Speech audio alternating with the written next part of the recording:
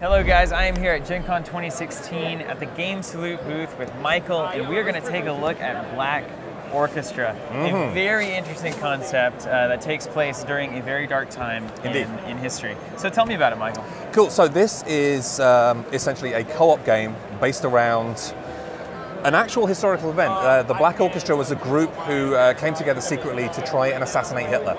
And it is, obviously, like I said, it's a very dark time of history.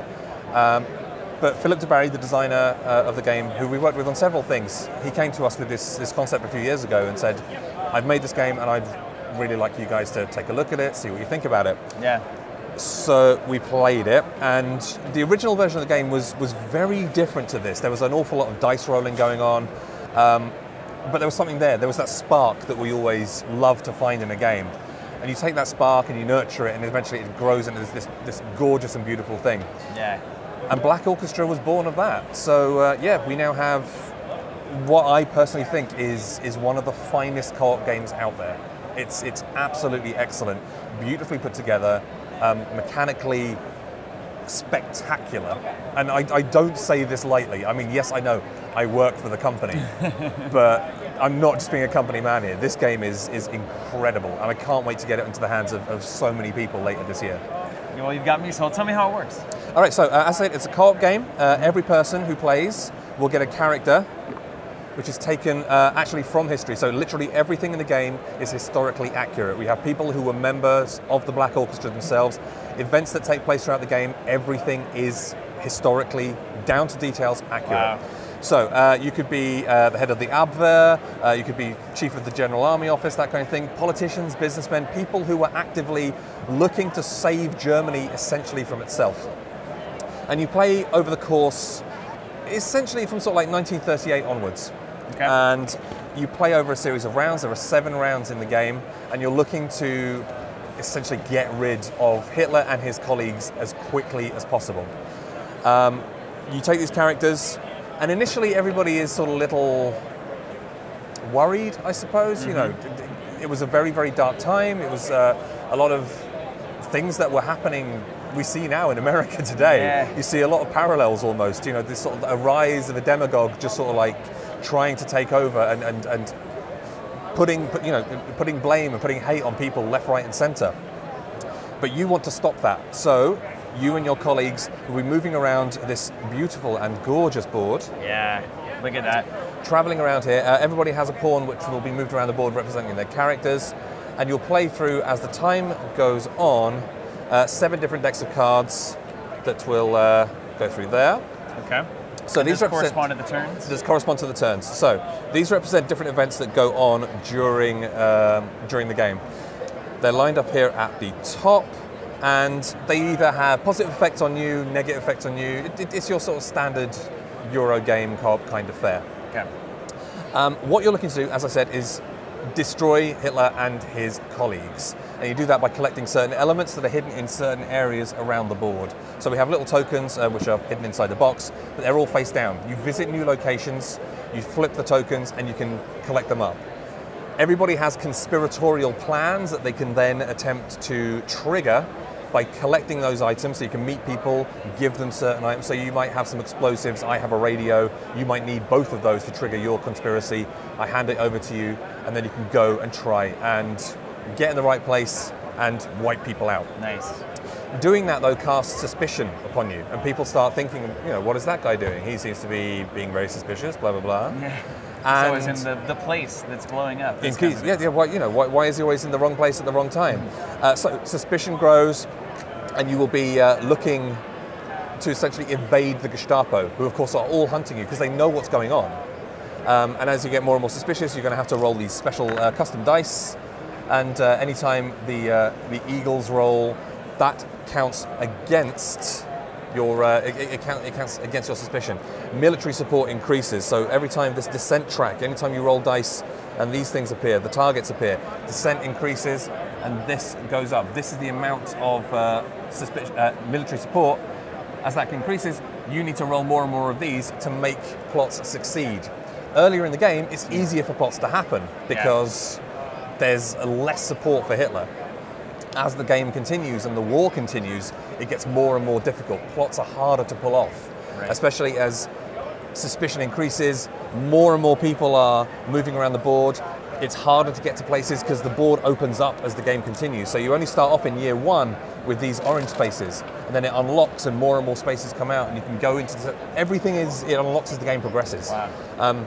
I apologize for jabbering, but I am so hyped for this game. You're not jabbering. This is great information. So essentially, can you run me through what does a basic round in the game look like?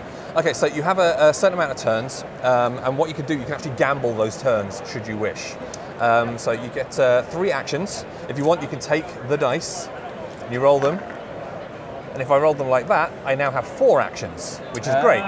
However, I've added to the descent track and making my life harder. Right. So you then spend those actions moving, traveling around the board, trying to avoid Hitler's main co-conspirators, and then attempting to find the correct items, dream up plots, and not get caught. As the game goes on and on and on, you probably will end up getting caught. And you can end up getting arrested, put up here at Gestapo HQ. And then you'll be given one of these secret tell us what you know cards. Just pop it there so you guys want to have a look at it. And you secretly have to choose one of these options, A, B, or C. And it gets really, really horrible because one of your colleagues knows that you've been arrested. Yeah. Naturally, they're going to be spectacularly worried, and everybody has their own individual card which says what level they're at. You can only do certain actions at certain levels. If you are crazy pro getting rid of Hitler, you could be zealous. You may use reckless plot cards, which are crazy and wild ideas. But then, if you get caught and arrested, immediately you get thrown down to timid because, of course, you've been thrown in prison. You think you're going to be executed by the Nazis. Yeah. It's absolutely it's such an incredible tightrope of balance that you need to strike here.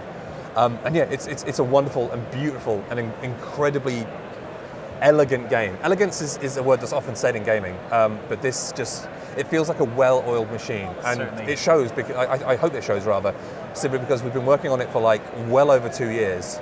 And taking it from that original game, which just had so many dice rolls, so much randomness in it. Yeah. This has control, this has poise, it has grace, it has respect for the content, because of course, as we said, this is one of the most horrible times in recent human history. And when you come up with a game about Nazism, you can often get a lot of criticism for that. Sure. We'll take it on though, because we honestly believe that this game is respectful. We think it honours the people who lost their lives at the time, and it tells the story. Yeah. Obviously, in the UK, we did history, and I took it to a high level, and we are taught all about that. In America, it seems that you guys didn't get as much of the history stuff that we had, but this was, you sit down, you play this, you learn the story, you learn what happened. And the Black Orchestra story itself is just absolutely intriguing. Well, do all players play cooperatively together, or is one player playing as the antagonist? No, the game is actively out to stop you. Excellent. So it's everybody versus the game. Okay. There were originally thoughts that we could perhaps do some sort of traitorish element to it. So if, say, for example, you get arrested and you pull out one of those cards, it's like, okay, congratulations, you now have to work against your conspirators. Oh, wow. Maybe in a future expansion. That's what the expansion's for, That's right? it. We'll see what happens. I like that on the board here, too, you have a very clear description of how the game functions and how it works. That's it. We wanted it to be very clear, basically from the off, to make sure that everybody knew what you had to do. I mean, the rulebook in there is incredibly detailed. It tells you what you need to do for every single turn.